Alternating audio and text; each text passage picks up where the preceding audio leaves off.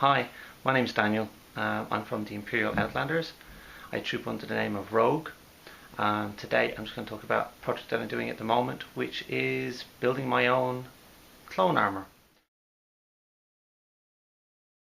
A little bit of history behind this. I've been a fan of Star Wars for a very, very long time, and I've always wanted to have a Stormtrooper costume.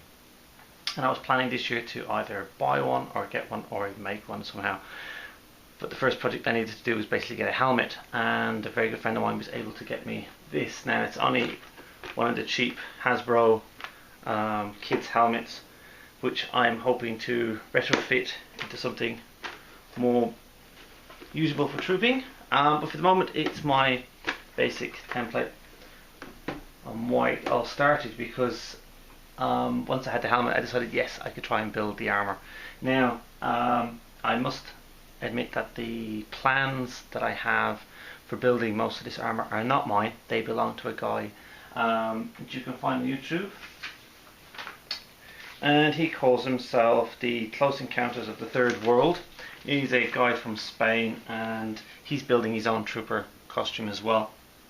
And if you go follow him on YouTube and Facebook, he will allow you to print off some of the plans for most of the parts. But I find that some of the plans, when you print them out, are not to scale, so I end up having to make my own stuff, which I'm basically doing out of cardboard. And how this works is basically taking an instruction card, wrapping it around the part of my body which I want to make the armour for, and then cut it into the shape. Once I've cut it into the shape, I can then use the plan to make the actual item. This is the left thigh piece, which I just finished recently. If you're wondering what the material is that I'm using, it is a modelling plastic which we can buy here in Japan. It comes in these big sheets. It's quite flexible. If heated, you can then bend it, mould it a little bit. As I said, it is really, really flexible. You can really bend it around without it cracking, which is great for making armour. And it's very simple. You just take your plan, draw it on, either use a hobby scissors or a box cutter, cut it out, and then super glue it all together.